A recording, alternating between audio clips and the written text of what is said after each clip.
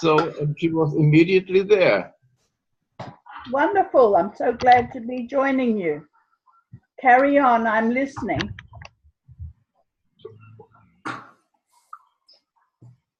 So nice to see everyone. People from all over the world here.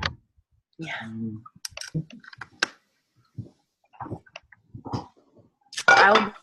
I have a gig that I'm doing today, so I'm gonna go paint help my friend paint a mural. So I'm running out the door, but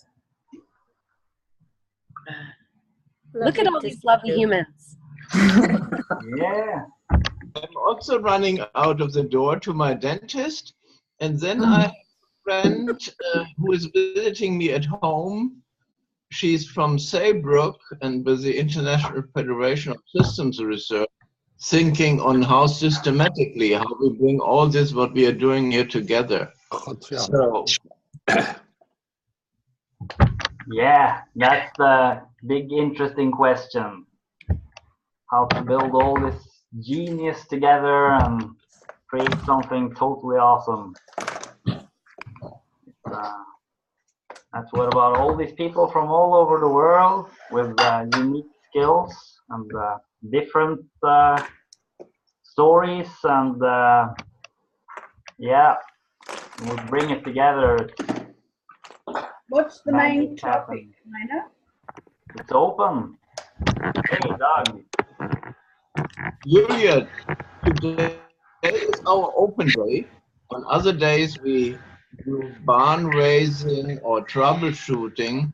It is a group since about 2 years doing experiments and by automatically recording it and having it automatically put into a text file that we can refer out of a group, a very large group, that everything is available for every other participant. So we are doing things on global challenges, on conversation experiments, and this time not so much people from Asia Pacific are here, but that's why we have also evening and night sessions. Okay. Now, my main focus are global issues, but mainly the environmental issues to do with climate change in an integrated way that can be put in schools for a new education system called Global Sustainability Education. I feel that we need to completely change the global education system with sustainability as the main focus, and I was hoping that climate change would do that for all of us on Earth. Now, the shame of what's happening that Heine told me yesterday was that there are now people who are focusing on things like the population as the major crisis. Now, population is one of the crises.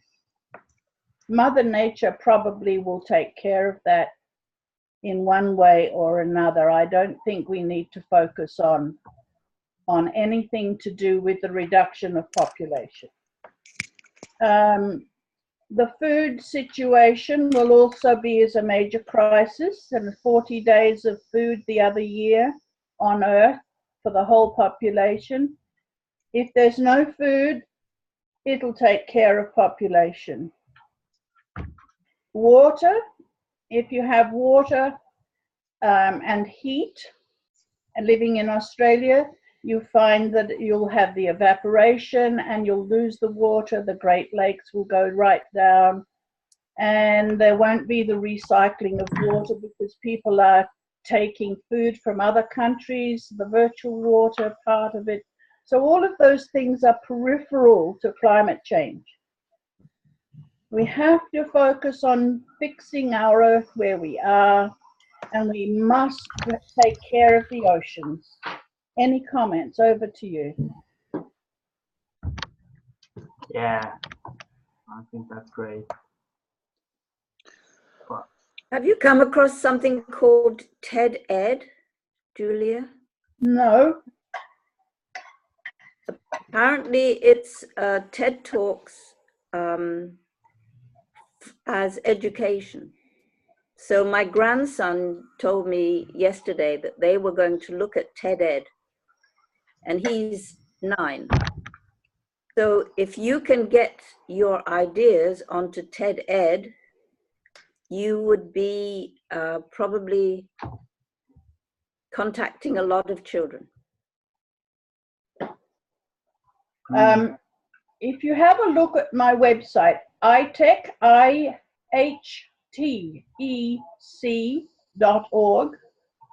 and go to the history on the sidebar, you will find not the latest, but 2 drop-down boxes. One of them is the history of what I have achieved, and I'm now an old lady, and I'm burning out, ladies and gentlemen. And I try to not work.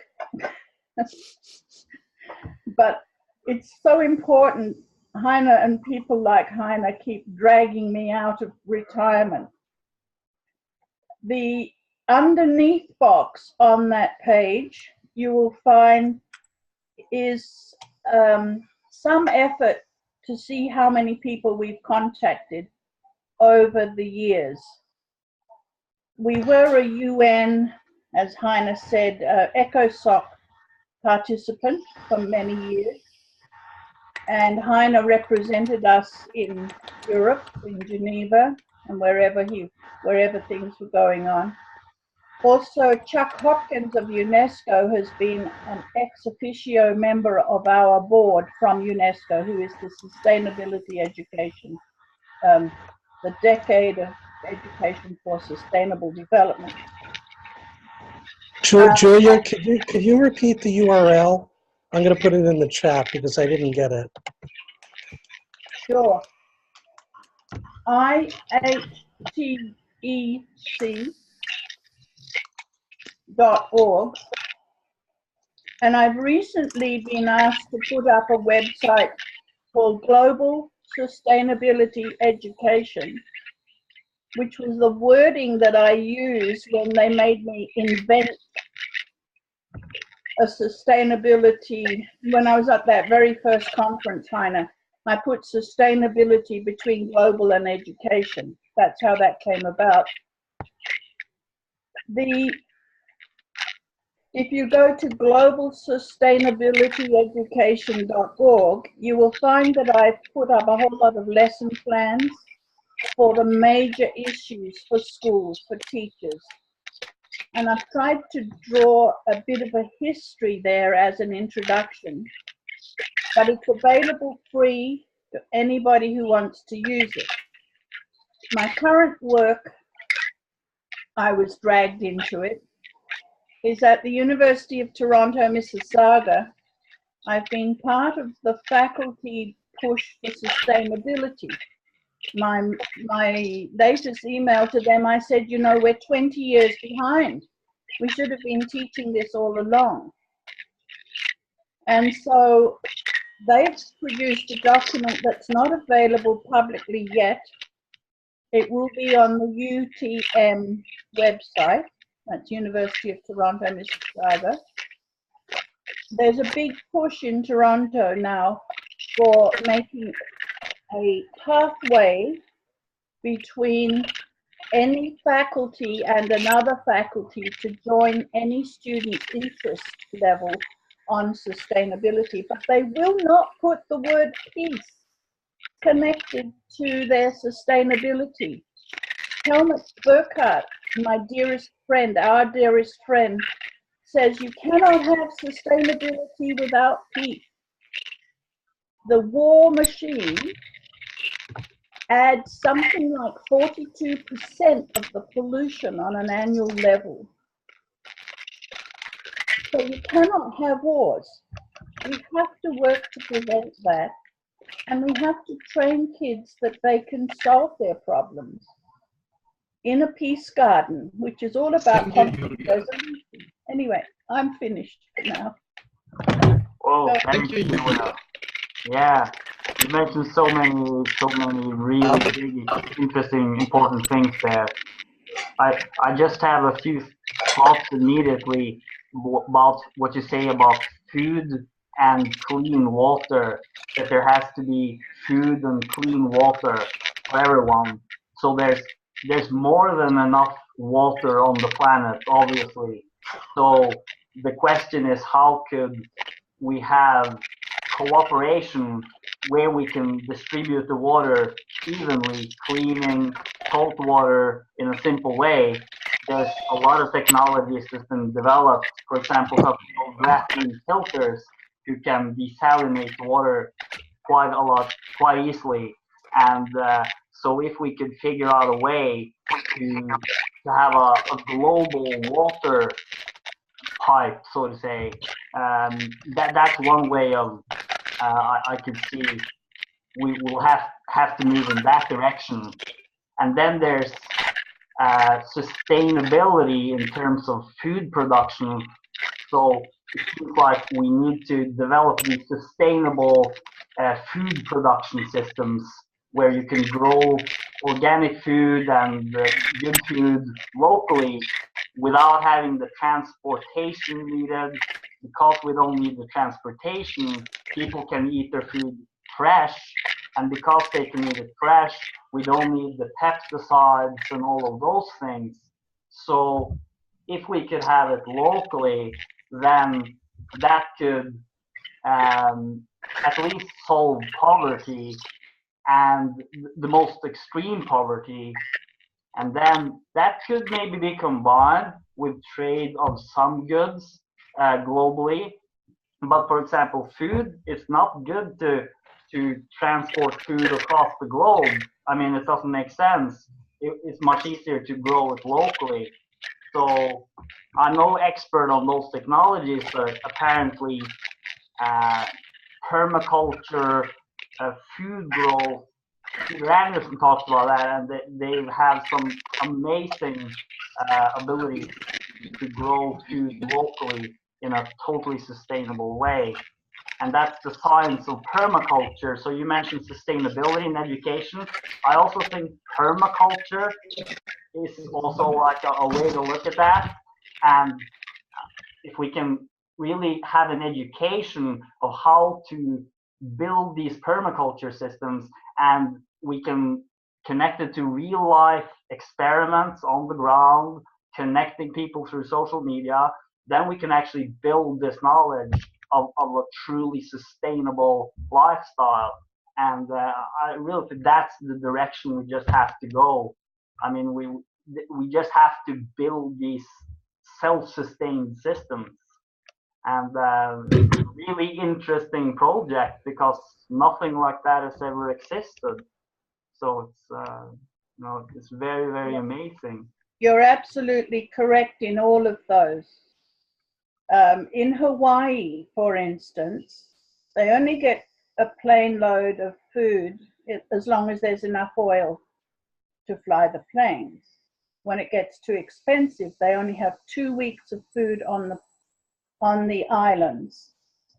So one of the schools that I visited there said, we have a big problem. They're on the big island where the volcano is erupting at the moment.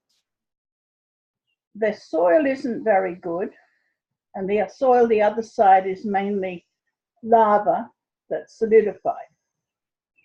But they do have beautiful trees with mangoes and avocados, and they're growing their own vegetables in the areas that they can. So I asked the children, how do you think you will survive if the planes can't bring you food from the mainland? And they said, we don't know. So I suggested maybe they should have a map of their little area where every child is and make sure that they know which fruit is ripe whenever, and that they collect it and bring it into the center, into the school, and share it. You know the answer? I don't know if any of you are in the States, and please forgive me when I give you their answer. You know their answer?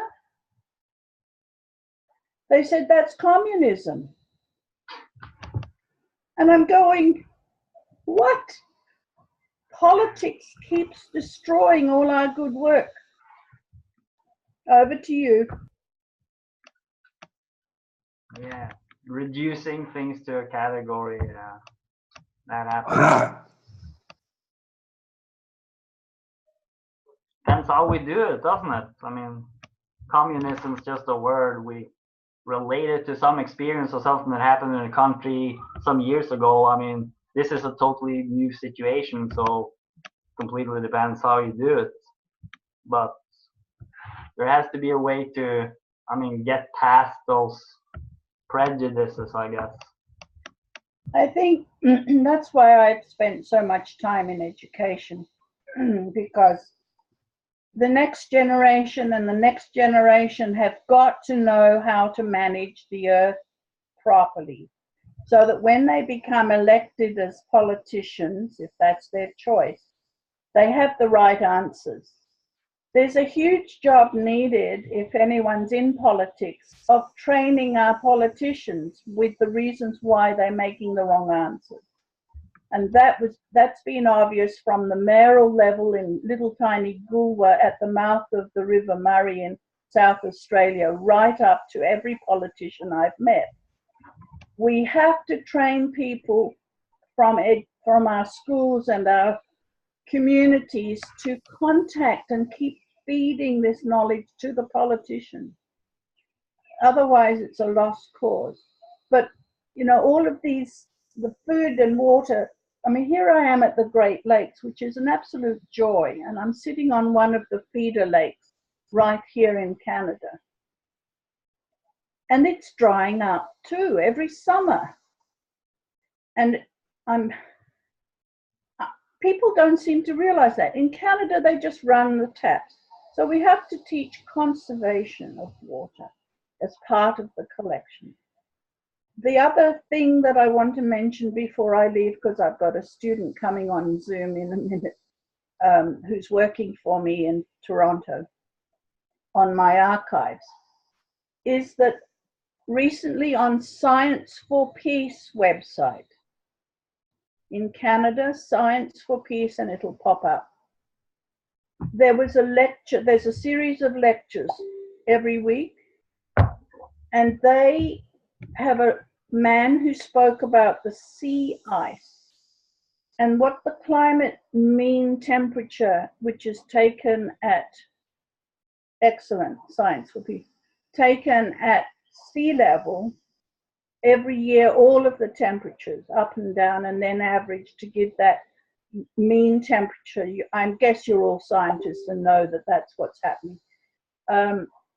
But that temperature is only the average of the whole Earth. But in the Arctic, they're feeling it double. So where it might be increasing to 1.5 degrees Celsius here, up there it's nearly 4 sometimes, and possibly as high as 5 degrees. So that's why the ice is melting so rapidly. That is ice water that we should be collecting and putting into your global pipe. But it's very difficult and complex. I've often suggested in Australia that as the Antarctica is shuffling off all of its lovely icebergs, that we should collect those too into tankers and take them to Australia, which is desperate for water. Anyway, I could go on. I hope that's been helpful. I'll have to say goodbye. Heine, thank you for inviting me, and I'll come again another day. Thank you, Julia. Bye, everyone. Yeah. Good luck. Bye. So nice to meet you. Thank you for your work. Yeah, thank you so much. I'm very happy that you visited us. Thank you. See you again. Wow. Wow, you got some beautiful friends. Well, Julia started after Rio with school peace gardens, and she's the real nugget.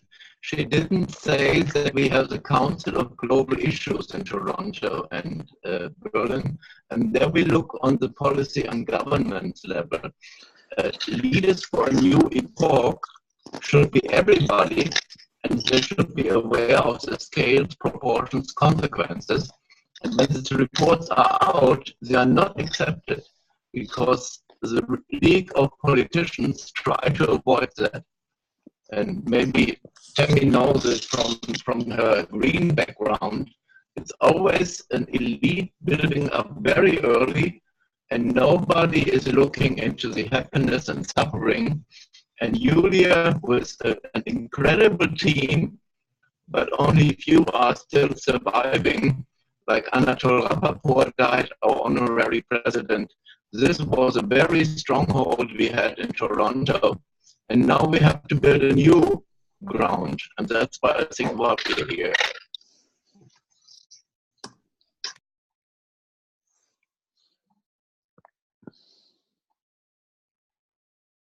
Yeah, my feeling is that we can't expect anyone else to do what's needed. It has to be really created, and somebody just has to do it. Not ask for permission. Just build the thing, build it well enough to work, because all the ingredients are here. And I think we have everything needed to build totally sustainable systems all over the world and have them cooperate globally, and just need to get some people to finance it, make the right idea, build the whole system from the bottom up, and make it truly sustainable, truly work, and then somebody just has to build it. I mean, just seems to be the only way that, yeah, that all of these great ideas can really become something. Okay, Glenn, what could be a specific real step each of us could make? Where should this start? I think it starts with us having conversations like these and really clarifying the issues and trying to gain an understanding of the situation and also of the possibilities. And then I guess try to build something that becomes more and more specific, and where we can really try to figure out the details. So storytelling will be a big part of it, thinking together to create the story, but also the details of the story, the technology, the way it functions specifically, how the communications can work, what kind of formulation of a philosophy, the system design. So there's many bits and pieces, and it has to be flexible too. It has to be something that can form itself. But I really think that it's all about building the knowledge and the understanding, and that's what we're doing when we're talking about this and thinking about this and trying to put all of these ideas together. Yeah, so that seems to be the big work, I guess. To sort of bring it to ground in terms of putting wheels on the bus. Mm-hmm. The folks that I think are pointing the way, and we have one here, Lucy, has taken her driver and mapped it to a educational program in the school environment or adjacent to the school environment for young women, for girls and young women. I think Michael Josephitz's model and efforts in Africa with Printernet cafes providing internet connectivity in villages on that level. And I think the biggest thing to me in terms of potential driver source of salvation on a grassroots micro initiative level are actually kids. But it's not going after necessarily the educational establishment or institutions. It's going after the the students themselves. It's going after the homeschool world, which I think is growing because the established institutions are failing more and more people. So Dave Wolf's efforts in Dayton as a model for rolling out elsewhere, I keep pinging him and CCing him on postings about homeschool kids grow up to be great entrepreneurs. Because in the frame and structure of their educational journey and experience, projects and things tend to be put on the boards that map to outputs, concrete actions and programs and developments of things. And the other model, and Hero as a reference, was David Preston and his work, which I coined and framed as open source learning. And what he did was he took a Central California coast English high school class and literally transformed the classroom into an open lab with internet connectivity. He transformed his role from teacher to being guide facilitator. He transformed the classroom students themselves into a learning community that was collaborative and that was collective, that was non-competitive. And he took the established curriculum and requirements as the jumping off point for their learning journey rather than the end point to test. So and it took a minute for the class to realize that he meant it when he said, "You guys are in charge of your learning journey. I'm out. It's up to you to get yourself from point A to point Z. These are the milestones we need to visit along the way, but this is on you." And he gave them internet connectivity. He gave them internet tools in terms of class-based blogs and repositories and access to resources and permission to reach out to the world and to do whatever moves them individually and collectively. Moral of the story, 94% of the students took AP tests. It was unprecedented. Every major milestone curricular requirement was met and exceeded. Above and beyond that, one class of students generated over 220,000 unique artifacts of their learning journey above and beyond and outside of the curricular frame, including everything from class projects, competitions, individual projects, collaborations, emails and communications by and between the students as a learning cohort, and so forth. It so far exceeded the expectations and frame of the educational system that it rendered it insanely obsolete and irrelevant. And what was his name, Doug? His name is David Preston. And he did 2 years worth of beta with his English classes. He got away, I'm going to frame it differently. He got away with 2 years of beta with this, generating these unbelievable results and huge lessons learned. One of the lessons he learned that I've brought into my work with Fabian is our firm belief that it's critical not to try to develop and package solutions, frameworks, products, boxed things, intellectually constructed things to be imposed on others or provided to others. What's critical is that the people involved are the ones that need to create it from ground up.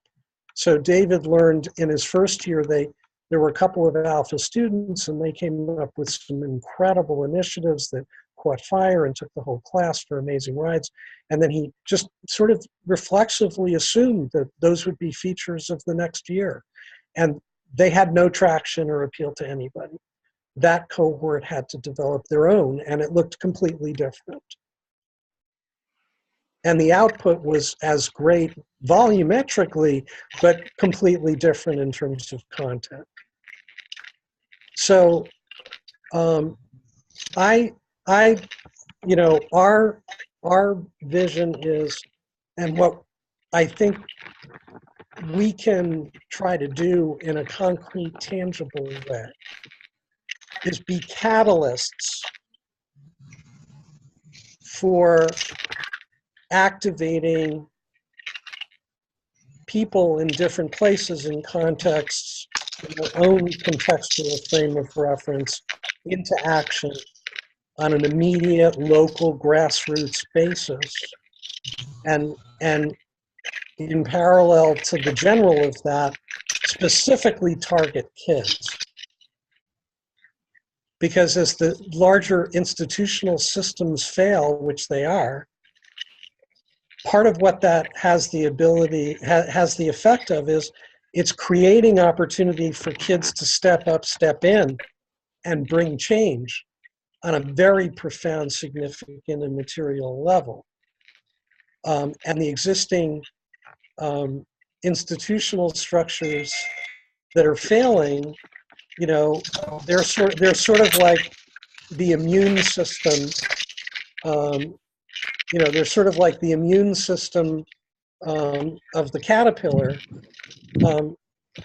They're overwhelmed relatively quickly, and they can't stop it. So when the Parkland students finally took up the banner of the gun challenge in the United States, nothing could stop them. And nothing's going to stop them from dramatically impacting the upcoming midterm elections in this country. I think the horror and abomination of what's going on with migrants and children in the United States is being combated by all of the other populations in the United States who are not white and male, rising up and taking it into their own hands to be visible, to get in the face of, to provide legal. There was a couple in California that wanted to raise $1,500 to help the little girl in the red coat that everybody responded to, the picture that everybody responded to. And 2 or 3 days later, they had ended up raising $15 million. At one point, they were clocking $10,000 a minute inflow. So it's happening bottom up. And all of these problems are going to be solved bottom up. I'm living with a family where they recycle aggressively, religiously. The volume of their garbage is unbelievably small. The logistics of figuring out how to handle garbage in the household took a month to learn. What goes where, what has to be processed, how.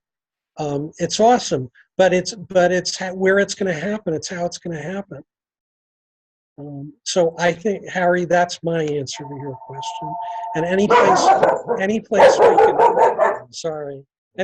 we can catalyze people into projects and doing, that's where it's at. And when successful, spread the story, to Glenn's point, get the narrative out to other people that are in similarly positioned.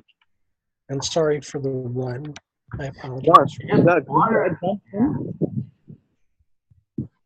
I just wondered, Doug, just a short question. Do you think like that the collective layer of the public conversation, which is a part of what we're doing, will then inform the local projects, which will inform the conversation? So it's going to be the mutual interaction between a global, ongoing conversation between people all over the world with ideas and memes and designs and information flowing, and then grassroots projects, real experiences feeding back into this global conversation.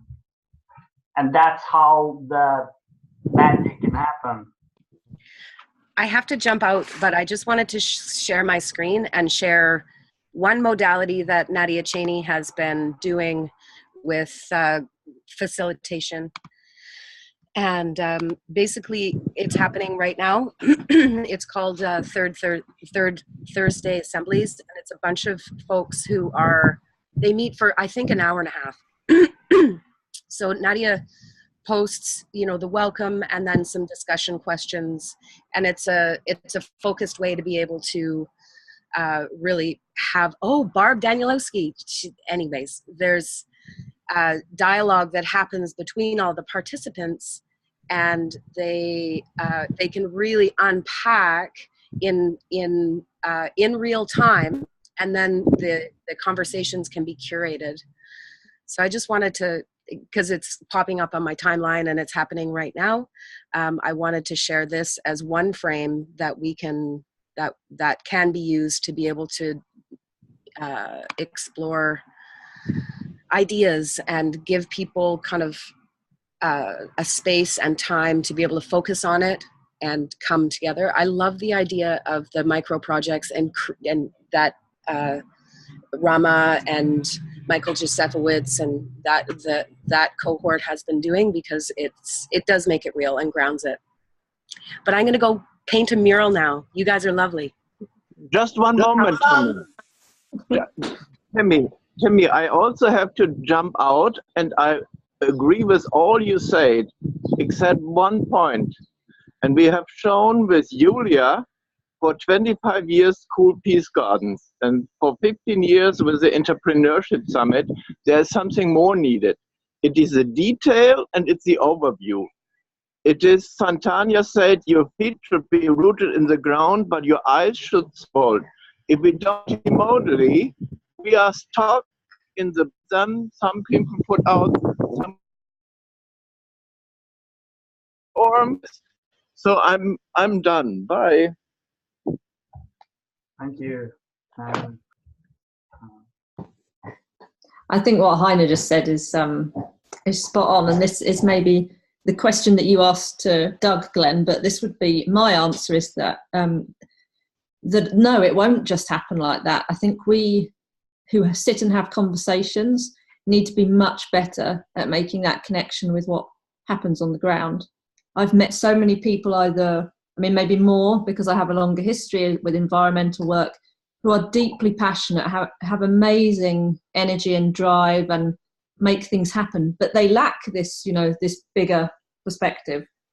So I think it's sometimes that we go a bit wrong in that connection, that we have to maybe reach down and others have to reach up, not in a hierarchical sense, but in terms of, where your focus of attention is. And if we do that, there could be really amazing partnerships in it.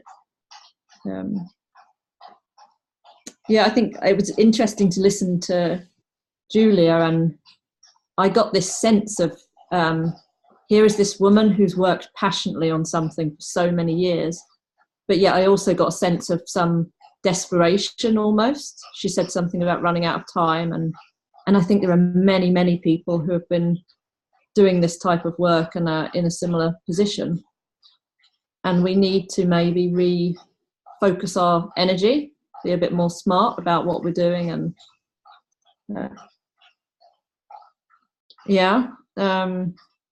on the school part, I think education really is important. If we can get hold of children's imaginations, then I think things will take care of themselves in the next 30 years or so. I'm sometimes a little bit scared, some older, kind of teenagers and things I meet, how disconnected they are. They're not interested in political systems. They're not interested in saving the world, which I was when I was, 12 or 15 or something. And I don't know where that comes from. It's almost like they've given up. And it doesn't seem to just be like one-offs. It seems to be a lot that feel that way, that they're maybe getting this message that the world is, that everything is bad, and they don't feel empowered to do something about it. So maybe very young children is the place to focus. Go ahead, Harry. Well, what Yeah, what I want to react on is what you say. Okay, maybe we should kind of try to enforce the connection between the global meme conversations and the global view we kind of try to develop, and how to get this connected to the bottom of things that are happening. And of course, we can spend our time explaining the problems, but we already have each our own kind of image of that. And what's interesting to me is, okay, I think I agree with what you say. We kind of keep floating around, going in circles, and kind of trying to see it all and word it all and agree on what's happening. But I very much think would be helpful to, if we do this conversation, to kind of try to focus on, okay, assuming that we have some values to bring, what are the values and how would they need to be packaged or to inform the people who want to have this larger perspective to place their work in. Because many people are kind of action oriented. They have this one focus, this one aspect of the whole systemic problems and then and they all need to kind of align or communicate, and that's what people want. I have this just like anybody else. When I got the solution for the problem I focus on, I don't have any space to kind of take in this, and I don't need or want to align this with somebody else because I'm totally busy executing my thing. So I think we could take a role in that, but then we could and that could be our work, do some strategic thinking about how to go about with this. Do I make myself clear? So I would like to hear that. That totally makes sense. Would that be a good thing to focus on this? So, because yes, we are good at kind of relatively to get to think it through, each in our own particular way, and it's great that we all have all these different experiences and focuses, lenses, so we can have this multi-perspective view. Fine. Okay, what are the nuggets that are useful to as fuel for somebody on the ground? So are we saying how we can combine this view of this multidimensional big system with specific projects on the ground? Exactly, and there needs to be a procedure between the two, and we can't expect them to rise up to us because they're busy, and we have this free space to so we need to land it somewhere in a way that we have to figure out. That's my guess. So we need to make the philosophy practical. Yes, and Lucy already mentioned something. Use the imagination, have stories. Yeah. So it's up to us to literally give a form so that we can drop those bombs of inspiration into there where they need hand grenades of information or whatever. Yeah, but are we on a track then with this storytelling, with stories from possible worlds? Because the whole point of these stories is that they're stories of specific actions that happen on the ground in 3D physical space by human bodies here and now. That's the contents of the stories. And they're stories about possible futures that we can move into. So it seems we need to have a connection between the big ideas and specific action. That's what I'm hearing in all this. To actually make the stories, real. So here are a couple of sort of perspective twists on what you just said. And I think they map to a paradigm shift and change in all of the pieces of the puzzle we're talking about. So I look at the stories generated by projects and people on the ground doing as artifacts, generative byproducts of what those people are engaged with. Mm-hmm. Okay? Those stories, in and of themselves, have no generative potential or energy or power disassociate from their source as a context. Okay, and our paradigm, the old paradigm, is to place huge stock and trade in artifacts and data and stories and representations, but all of those are trailing indicators. And what I mean by that is they're all looking in the rearview mirror. They're not informing the immediate and the present of here or the tomorrow that's to be created, generated, enacted, or expressed. So there's a racket in that. Part of the reason why there's so much obsession with the artifacts of generative engagement and creativity and action is because in a property-centered, ownership-based frame, the person who owned and controlled that information had power, had value, and controlled via scarcity who was able to know and who wasn't. So until the church, reformed and published the Bible, the church controlled God. And you wanted God, you had to go to the church. And the only people that could read were the priests. Like, they controlled the information. So information and byproducts, narratives, artifacts, imagery, all of the things that are representational that we create as a byproduct of our generativity, okay, are not the center of the story from a value generative standpoint in terms of, and value here, I just had a conversation with my partner this morning, and it was this is now three and a half years in, and one of the things we've been wrestling with is the term word value is a problem. It's got huge baggage. And could we realistically unpack that? And Anna, for your purposes, this is the same question as, can we unpack, quote, masculine and feminine, which are gender-rooted extrapolations to actual experiential terms and attributes and traits, right?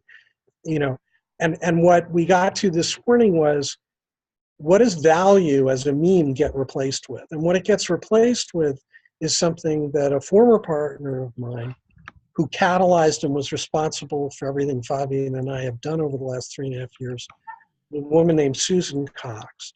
And she had coined the term SEE, which stood for significant emotional experience. And that human beings, as generative and active creatures,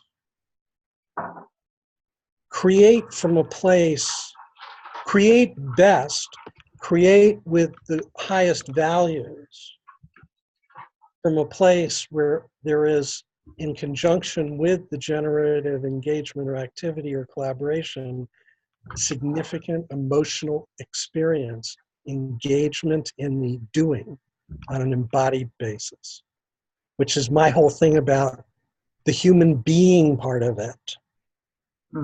Yeah. And so through that lens, now let's look at the question that you and Harry are raising, right? So the people that are involved on the ground in the project on a micro level are the ones that are significantly emotionally engaged. If we want to increase the generativity, the energy, the ubiquity of that, it's about signing on. It's about stepping in. It's about reaching out. It's about saying, I'll give you my time and attention to add to your passion, to drive it. It's not necessarily about, I've got to extract a story to then create a whole separate entity that's going to run with the story for disseminating basically a piece of historical artifact that has no life or energy whatsoever. No, but Doug, that's not what we're talking about. Doug, that's not what we're talking about here. We're talking about a mutual informing interaction between the generative dialogue and the people on the ground. Because as you say, the stories are an artifact of what happens on the ground by people who are really engaged. And if we are truly engaged, when we are here together. If we are truly embodied when we are here together, then something is created. And that can be the help we can give, because that is something which can be very useful for the interaction with these people all over the world who need a network of support. They need to have people putting up engaged crowdfunding campaigns. That's what they're doing in the Ozone Zone thread, where Michael Josefowicz is assisting these many great talented people in these African villages, and he's organized crowdfunding campaign. And then you have Charlie, who comes with a lot of ideas, and this has within it this mutually beneficial interaction between people doing projects and people thinking together, having generative conversations. And that's a totally different paradigm. That this is a new paradigm, and I think that's important to remember. Never happened. I'm not disagreeing with you. I guess part of what I'm saying is, if we want to sharpen it up, if we want to put a little bit more point and focus on these conversations mapping to effect, tangible, enacted, expressive manifestation in the world, the connective link that gets added is connecting the dots, sharing the story, spreading the story, giving Lucy more visibility in the world around what she's looking to do for girls and women, and giving David Wolf more visibility in the world for what he wants to do for homeschooling family units that are dealing with that challenge. And Michael Josephitz and bringing internet and connectivity to every village on the African continent, and so forth. And I think it's actually it's connecting the dots by and between those things, and figuring out where A can meet B, and they can cross-reference and leverage off each other and help energize each other. And more people can be brought to those parties, and figuring out ways to facilitate that. And so I guess the bottom line meme for me in terms of how I'm relating to all this is be of service and in service, wherever, whenever possible, with whoever. Yeah. And just be in action and be doing that proactively. And where I can do a little more, where, you know, I don't know, some of you I know may know Aaron Perlmutter. You know, and he posted, he lost his brother recently under undefined circumstances. And he did a solicitation to reach out, you know, help. And I said, you know, I have no idea, but, you know, I have a family member who's in law enforcement. I'll reach out to him and see who he knows and what he would recommend or suggest in this situation. And, you know, it's about wherever there's an opportunity, reflexively pitching in, putting shoulder to the wheel. And I think we're positioned to do that on a really significant, diverse, robust level because of how broad and wide the reach is of things we're touching. I mean, everything from the leading edge, next evolution of cryptocurrency and holochain to Michael Josephitz with a computer, internet server, and 4 machines in an African hut, and everything in between. So it's adding that action, intentional connectivity. What if, how, where, who? How can pieces be stirred? How can things be energized? How can introductions be made? Without necessarily a grand master plan, without a higher mandate, without a grandiose frame or organization, without any bells and whistles or add-ins, just pure doing from a place of value, contribution, and generation. Yeah, each of us can contribute from our unique skills. What I see is, and this may sound completely the opposite of what you're saying. In some way it is.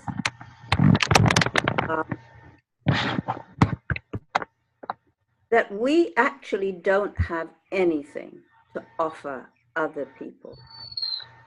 What they want is to have the opportunity to create for themselves and discover for themselves. And that's what we're doing here. We've got this glorious opportunity to discover for ourselves what it's really like collaborating together with other people who have the same sort of feeling of wanting to produce something. But actually we're doing it for ourselves. And it's that that drives us. That is our generative motivation and capacity. And I think we have to start off with the feeling that actually we don't have anything to offer other people. They're going to have to find it for themselves, and we'll do everything we can to help.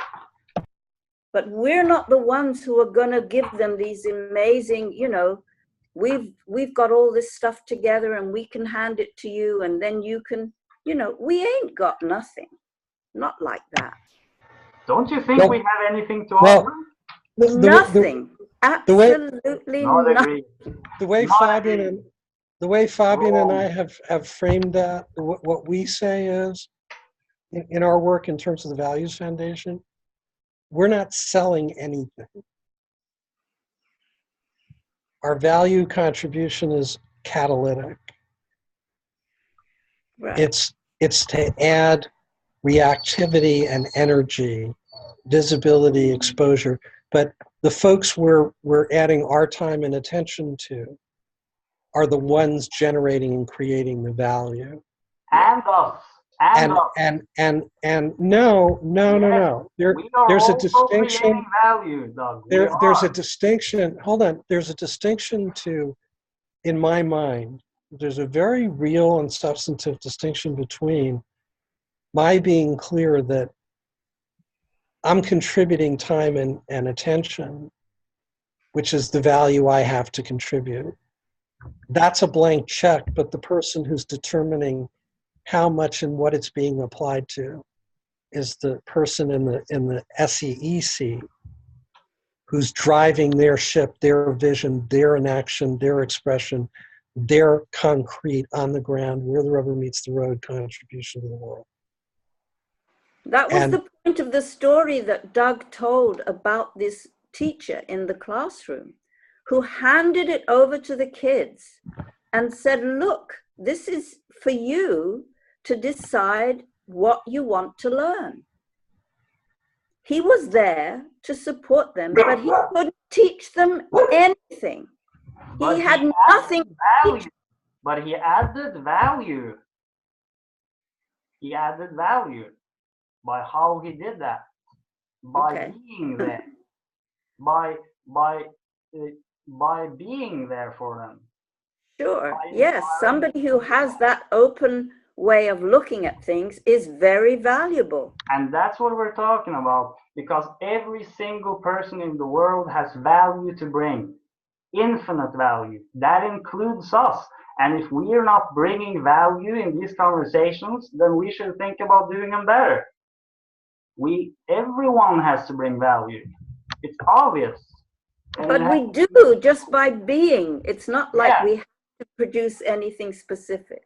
Exactly. It's like we have different roles, right? So some people will have, maybe roles are to be in conversations. It's important to think together, to formulate stories, to formulate ideas, which can be continued. And if that can interact with specific things on the ground, there's an amazing potential. So I just want to revolt against trying to say that this doesn't have value. This does have value. Give an example. Try to give an example of how what you're talking about could connect with something on the ground in a valuable way. Well, just look at Michael Josefowicz. Just look at the ozone farm threat. they're already begun doing projects. And it's because of the connectivity, it's because of people having the conversation, connecting them with others. It's because he saw what they needed. And he's Exactly. helping them to find what they need.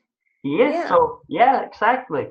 And it's like if we're having this conversation, now we're talking generally, but we're talking about practical projects, and we're talking about the larger connection and the conversation around it, and whether we can have practical learning, and we can learn about what is important. That is a valuable interaction. What do you call the larger conversation? What does that mean to you? Well, the real larger one will be the totality, like the whole global conversation, of course, and this is one part of it. But it's like this flow of ideas. It's just like Lucy mentioned. Why are there so many people who are depressed? This is a real problem. We have because to school doesn't recognize that they have anything creative in them. It totally suppresses them. But and they says, do have creative in them. They do, but school doesn't recognize. All these guys have been through the school system, and the school system totally oppresses people's creativity and generativity. It says you don't have anything to offer. Well, learn we this. have to do it differently. That would be doing us differently. We have to recognize. The existing paradigm and structures are designed to eliminate our humanity and make us productive, conformist, obedient workers and pieces of the machinery. Okay, bottom line, we can set ourselves free.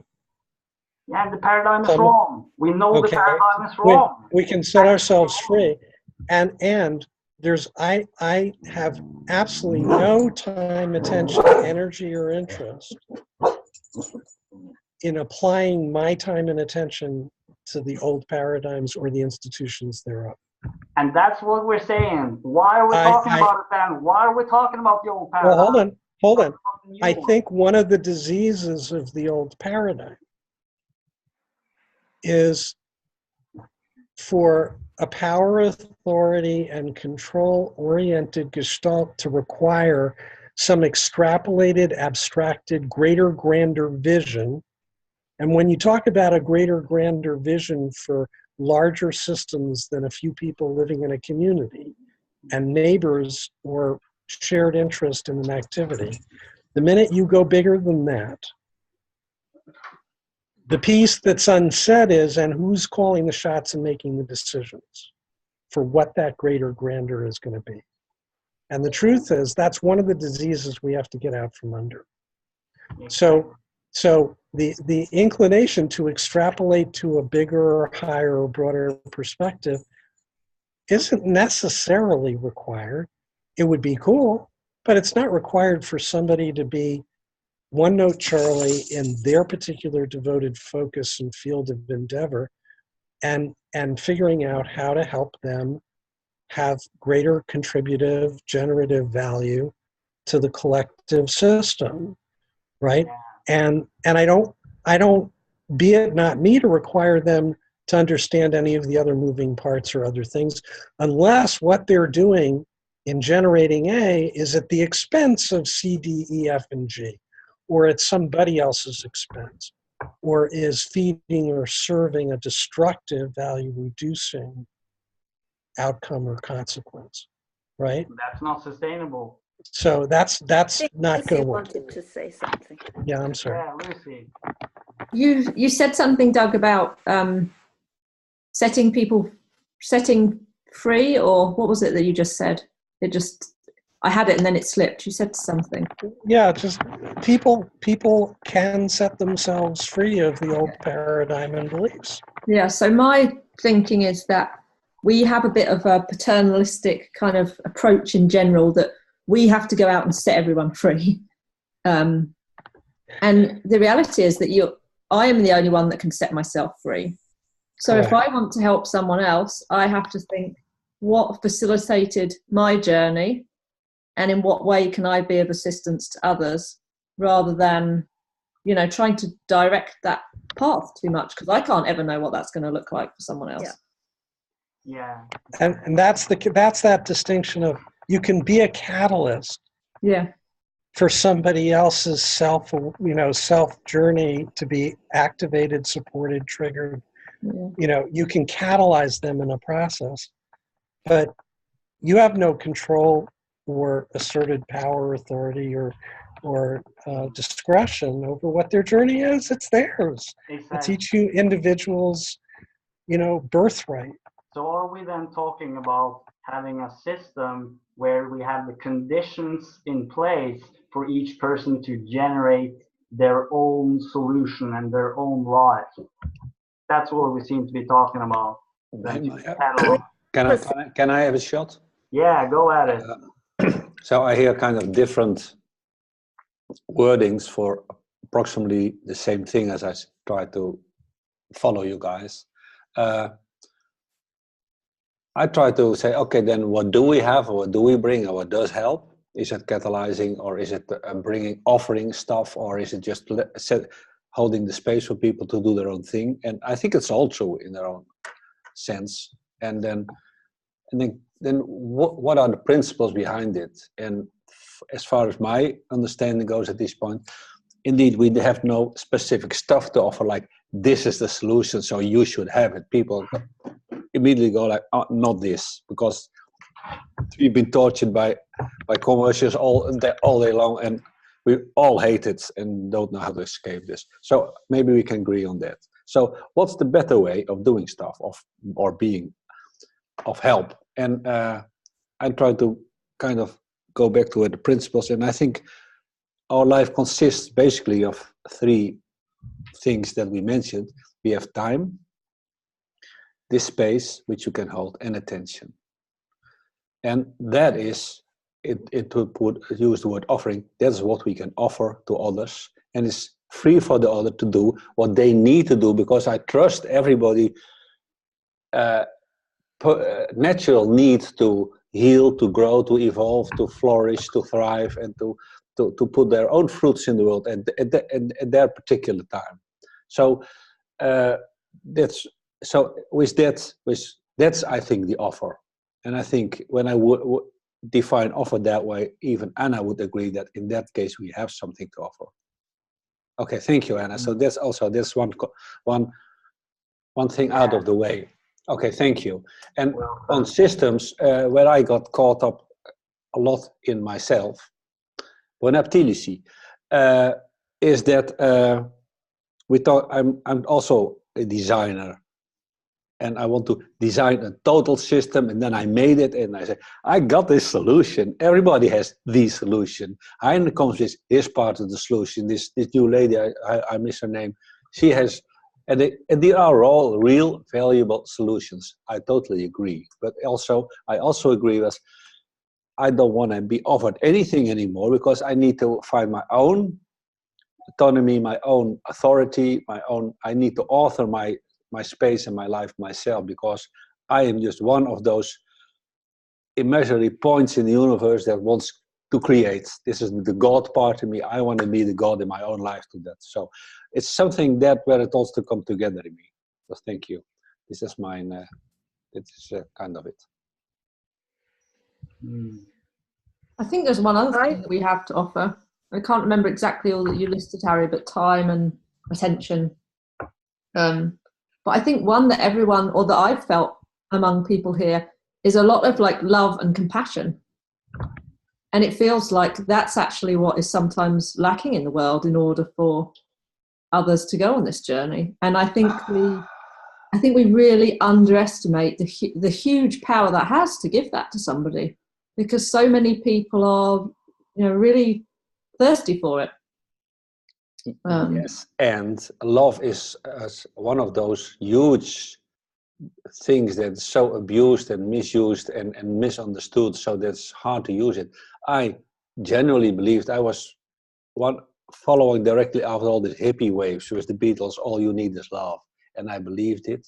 and I practiced it, and I failed at it, because love as such as this fluffy thing that everything is okay and I accept everything, I carried around a lot of shit from other people out of love, because I kind of tolerated and I said, okay, this is okay, and in the name of love, and I'll just pour some love over it and all that.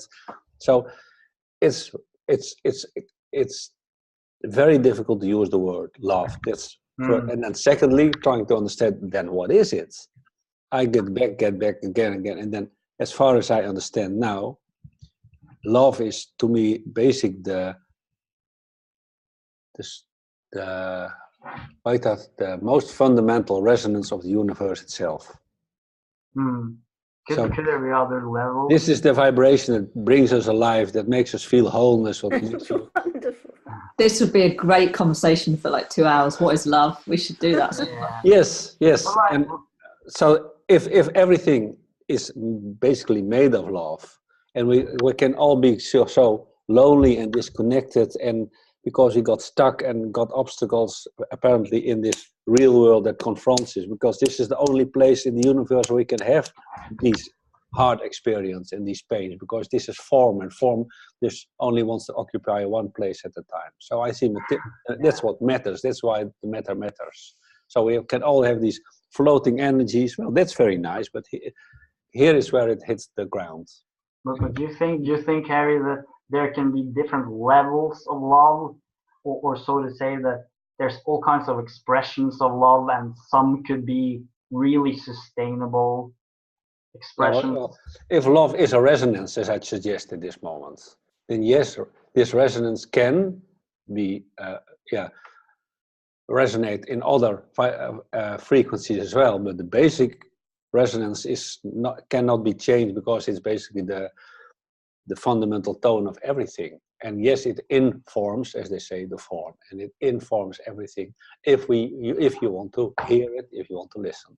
Oh yeah. I love that story that Julia told about the children in Hawaii, was it? That she asked them what they were going to eat if the plane didn't come, and they didn't know. And she was expressing her love by asking them, because they need to know where their food is going to come from, and what she wants to direct them so that they can find places where they can grow food, and they can find out about food and get all the information that they need so that they won't starve. I mean, that was an expression of a very deep love that she has for them, and such a beautiful clarity of form there too. You need to have this information. If you don't have this information, you will suffer. It's, what am I trying to say? That form and love can go together in a very clear way. So the two pieces of the puzzle that evokes for me is and it's sort of a hobby horse, I guess, because I always invoke it, which is the distinction of loving somebody and unconditionally loving somebody.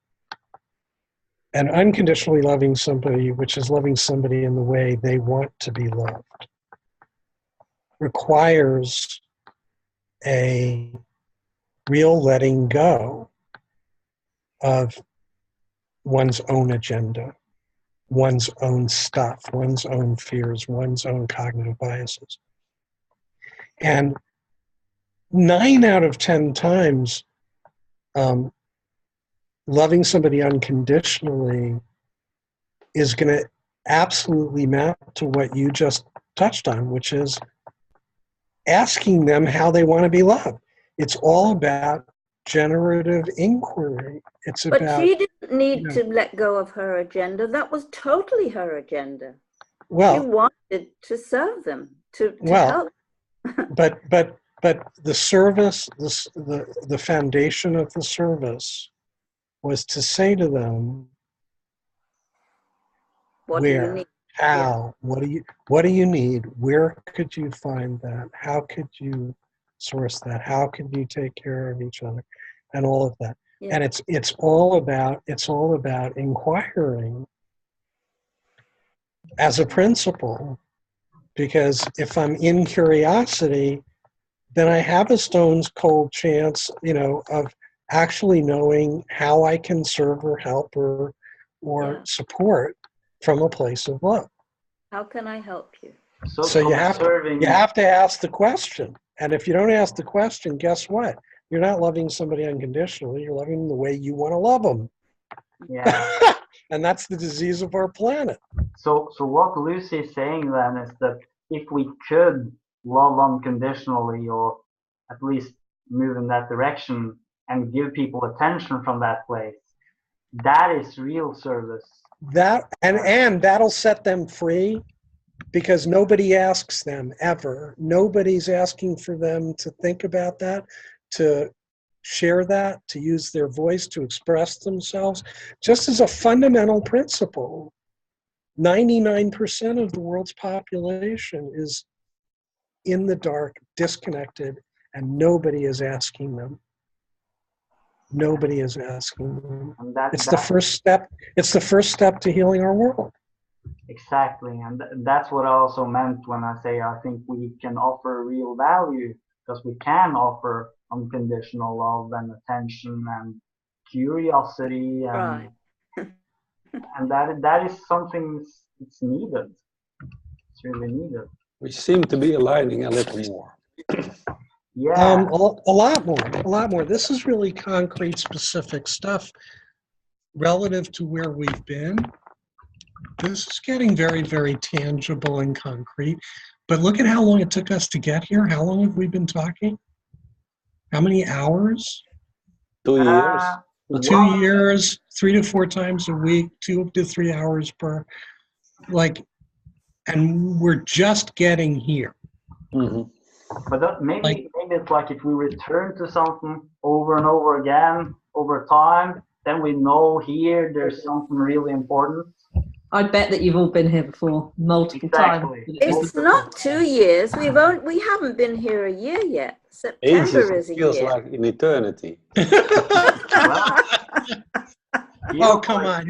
Harry, you love it. I didn't say I disliked it. But I kind of, sometimes pace took a lot of patience. Yeah. I understand. Well, I mean, seems like we've done it well then, if it feels like it's been 2 years of work. I mean, that sounds like a lot has happened.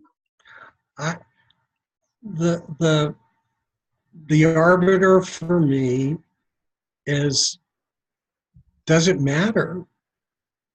My showing up is a testament to how important and how much it matters, and how unbelievably challenging it is when I'm stopped or I can't.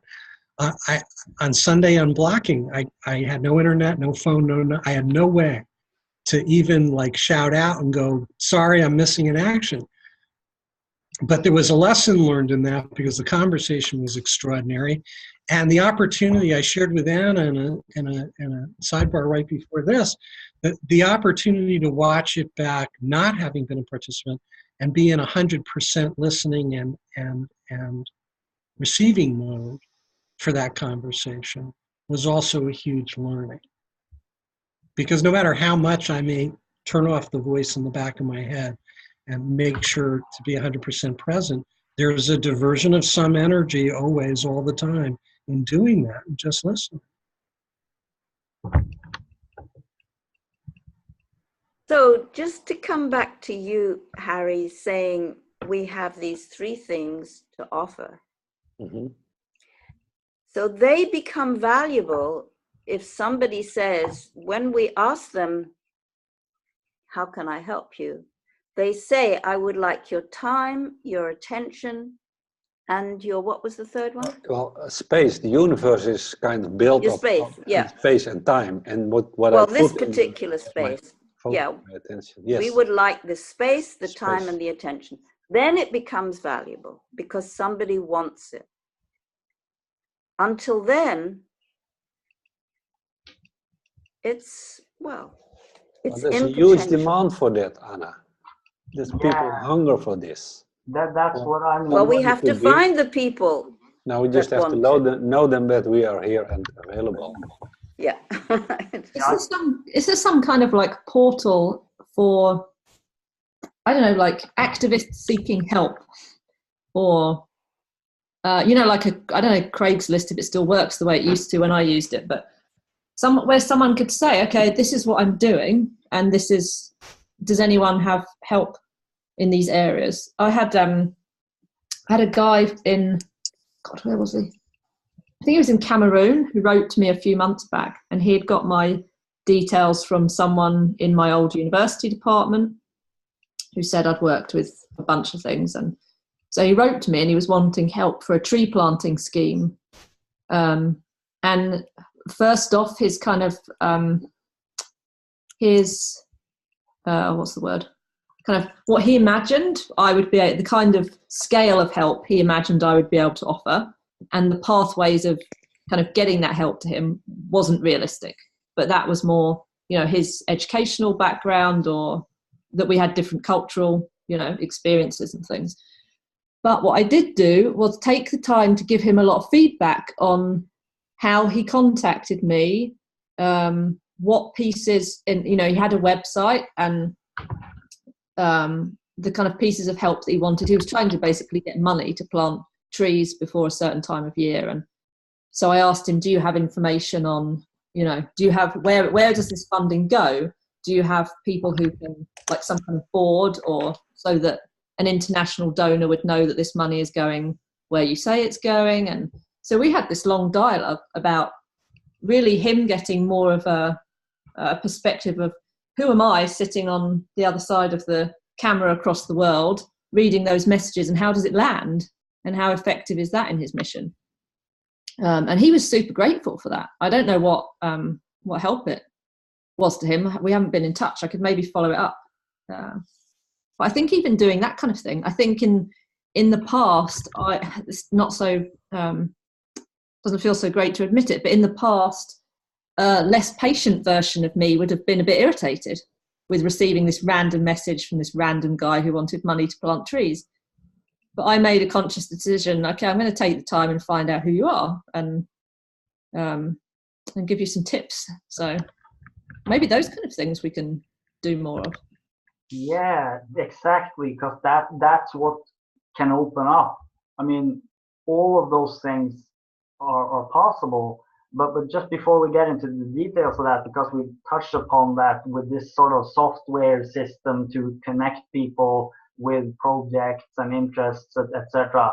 So that's a big thing. But it's also like what you mentioned, Lucy, that there's so many people who feel a little depressed, or they feel a little hopeless, or that everything's going the wrong way.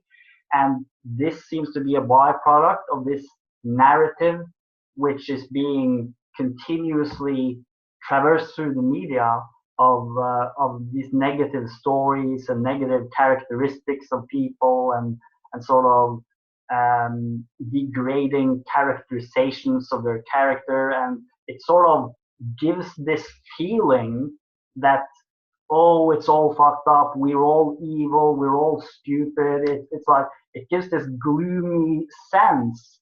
And that's what I feel is really needed, is stories that can inspire and tell stories of great things people do already, to bring those stories out, the unbelievable great small things. Just like this guy came on here who was in Mexico, and there was this entire smaller economy that had developed by itself in Mexico. We've never even heard of it. If those stories can come into the public conversation, and then you can also have the big dreamers and the philosophers and system designers and talkers and all of these people who can interact with these stories. And that can be a new conversation which tells us we are creating something together, and we can create more.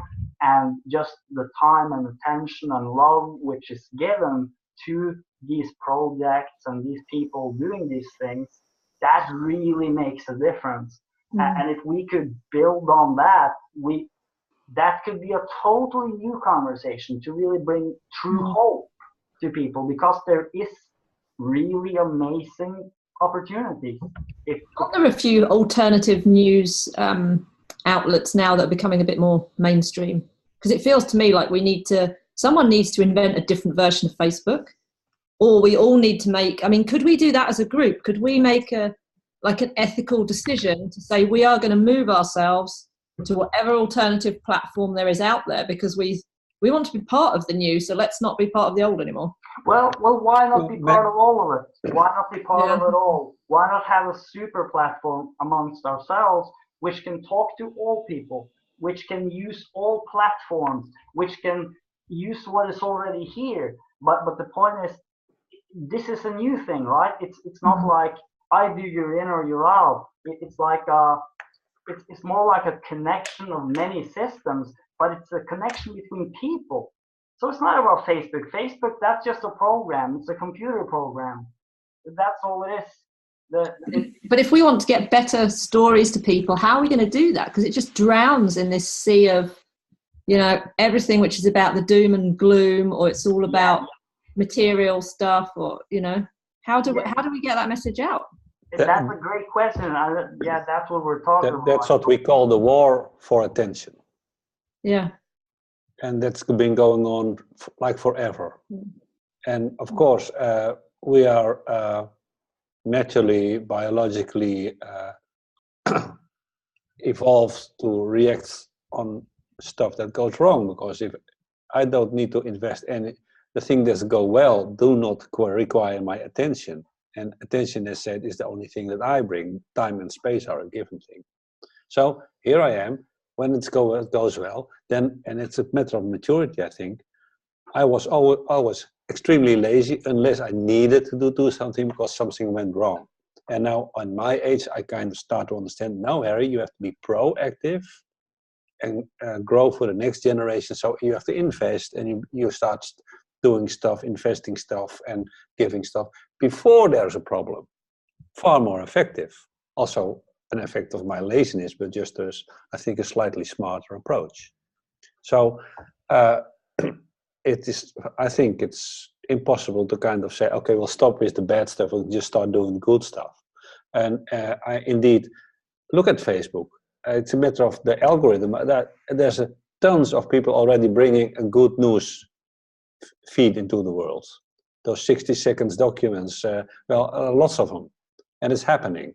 And as we already noticed in this small group, we have constantly new things. Wow, I didn't know this was happening. And he's doing that. Wow, and he's investing his whole life. And I think it's what it is helpful to be aware of this and keep connecting those dots. So inform people. I just found out a wife of a contact on Facebook, and is not living that far away from Sam. And she's working with energy. That's a thing that Sam and I don't get yet. But I think, oh, that's interesting that they're so near to each other. They've been in the same place, Facebook told me. I love that. So and then I kind of, if it's of value, of it might help, I kind of, nudge them to look at each other. And if that resonates, okay, then there's yet another new connection. And the connection grows and the connectivity. Lucy, I could not have met you ever before, thanks to all this Facebook and all this stuff, right? And it's lovely. So this richness is everywhere, and it's up to every single individual to choose what to do with it. And this is our choice. My attention is here. My time is spent here with you. And finally, after these endless conversations, we kind of, this is what's probably the golden key we were looking for. I already have it here. It's my attention. I should kind of point it where it works, or where it's invited, or where it's catalyzes, or whatever. And yes, I always think, okay, now I got I got the handle, and I can start using it and applying it everywhere. To me, I always fail doing that. So with that, I'm incomplete.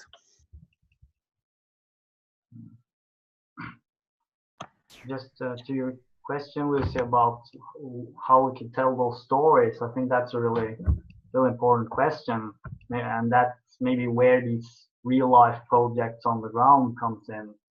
That is the material for telling stories, that something is possible that hasn't been tried before, and some people are already doing it. So like Carrie said, it's all these stories we hear about through Facebook. Oh, they're doing amazing things there, and it's a little overwhelming. But how could we tie this together? How could we create a coherent narrative that there actually is an amazing amount of people all over the world doing unbelievable things, and just keep that narrative going and give energy to it. It'd be amazing to have some version of, like, I'm not a technology person, so forgive me if I say something stupid. It's like Google Earth combined with some really good like database, so you could actually see what initiatives are going on in my region, and then you could even filter initiatives based on, you know, what ideas they use, or if they're working on water or rehabilitation of drug addicts, or whatever. Yes, spot on. You know, to come back to this thing about how many people are feeling bad, and I think this came up when we were talking earlier in the week or last week, that for me it feels a bit like it's people lack meaning, like you know, because if you think back in the past when we were out on the land digging our potatoes, or like we had a meaning with every day, we had a meaning with life. It might be a smaller sense of meaning, but no less meaningful, you know, than what we have with our professional and private lives and things now. And I think people have lost that. And I think that's a little bit why there's so many people struggling with depression, and because it's kind of like I'm this mouse on a wheel, and like, what's the point of this? Why am I going off to work every day? And all of this stuff that I buy with the money I earn, what difference does that make? And so if there was a way of like connecting the two, like people who lack meaning in life being able to be engaged in local initiatives. What was your thing, Doug? And have significant emotional experiences. I don't know. Can we do that? Yes, we can. I think we can. Yeah. And I keep invoking something that I refer to as the collective metacognition machine works, which is a fancy way of saying the platform everybody wants and doesn't exist yet that would enable that. It would be technology and service to people. Yes, and I'm in a group trying to kind of figure it out, what the technology should be. So you have to hurry along a bit then. Well, it exists. There are thousands of folks working toward that vision. This wheel is being invented. It exists, and it's being invented, and facets and pieces of that puzzle on an organic level are being stood up. And it's like the 15 million blind men and the elephant, and it's going to emerge, and it's going to happen.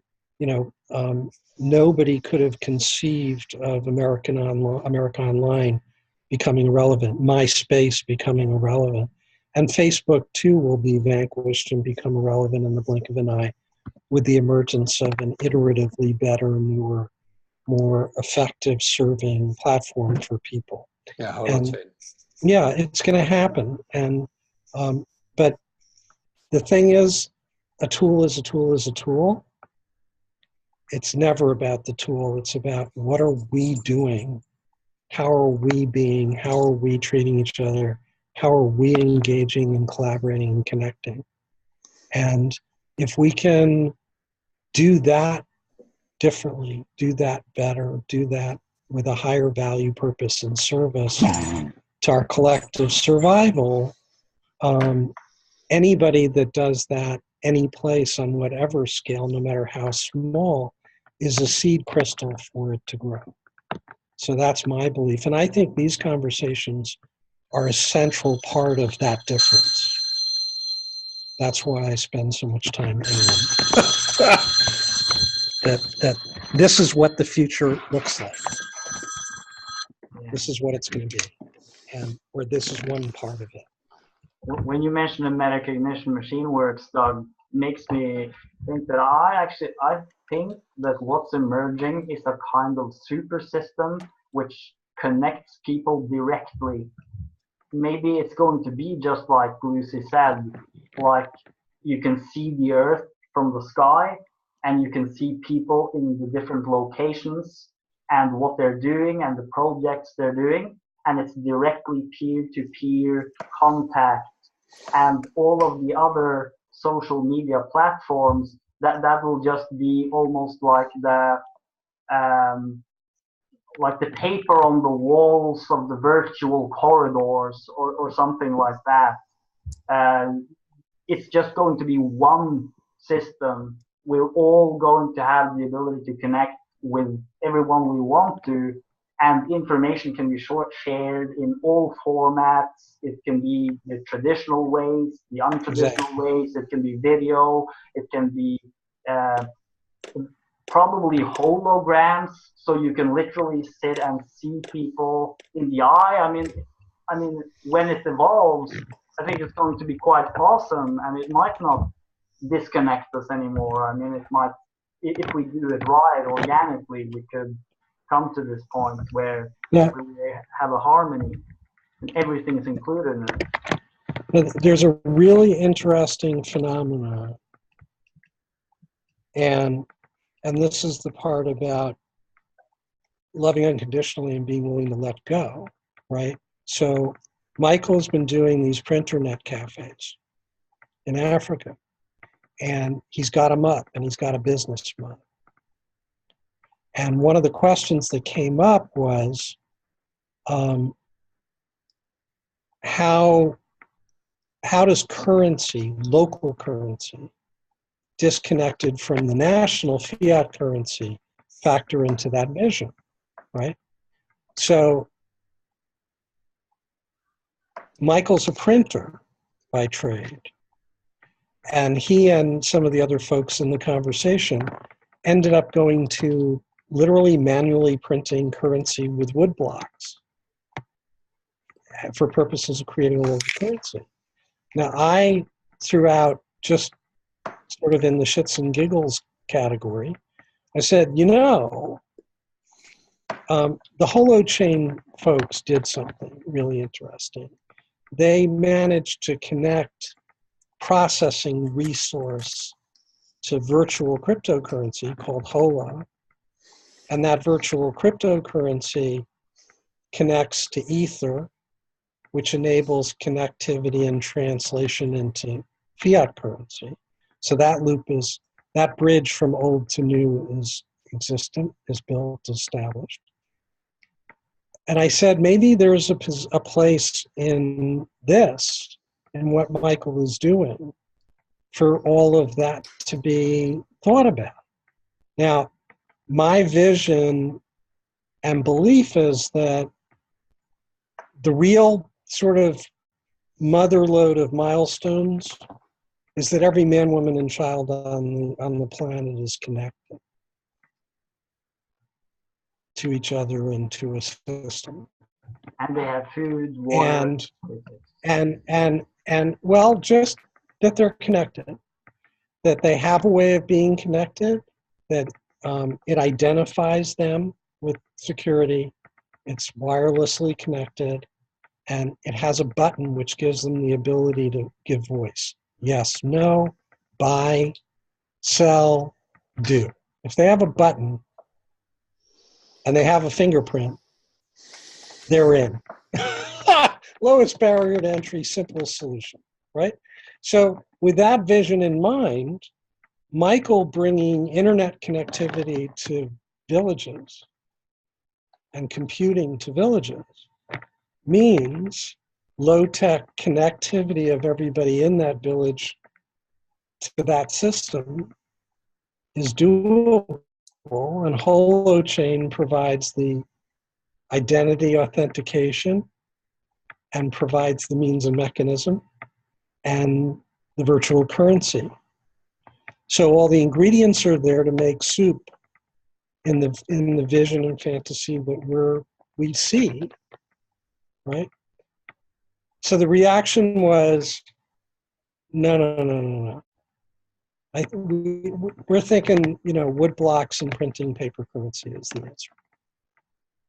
So the fact that I can see and extrapolate something that's 50 years down the road, capable of being implemented immediately on the back of the accomplishment Michael has achieved with bringing computing to an African village, doesn't mean that from an unconditional love frame, that the folks involved in that initiative and the folks on the ground in that initiative and their sort of cognitive event horizon can go there. And I have to be willing to let go of all of that if I'm going to be in support of their effort where they live. Yeah, and then maybe you have like some contributions, and maybe Whatever, some of that is whatever. received, and some Correct. is Something else. started, and that's the natural development. And that's the organic reality of, coming from a place of love unconditionally. And, I have a feeling Tesla had it all figured out in terms of power and energy. He saw it. He knew it. He had patents the government has been sitting on since he died. That would have solved all the world's energy problems, and we still don't know what they are. Did you understand, Doug, why they wanted to stick to the manual way of producing? Well, because they thought that what I was suggesting was just way too advanced and technologically sophisticated and complicated. And the truth is that the holochain stuff, implementation of that, is literally turnkey. I mean, John and Jane Q. Public can buy a holo server and plug it in and not think about it and generate holo. It's sort of like made for his situation. It would be an add-in. And the funny thing, the David Preston story I shared, I was working with David to help him take his story to the world as a transformative narrative to be used to transform public education in the United States. And one of the things that I do and believe in is that at a certain point, if your value offer is real, you've got to get it down to comic book simplicity. It's got to be so essentially simple and compelling and intuitively obvious to understand that a sixth grader could get it. Maybe even literally comic book. And it can take a while for me to get to that, but I can get to that for just about anybody in connection with whatever it is they're trying to accomplish. And when I got to what that was for David, what it came down to was I said, look, all of the ingredients to make soup already exist. The students, the classroom, internet connectivity, the larger school as a container, the required course and curriculum as launching place, all of that stuff. So what is it that David added? And what I said, what I came up with for him, which was the truth of his story, was, David, you were sort of like the gasoline additive you put in your gas tank to get better performance out of the car you've been driving. Like you put in this little additive and stir, all things being equal, and the mileage doubles and the power curve quadruples.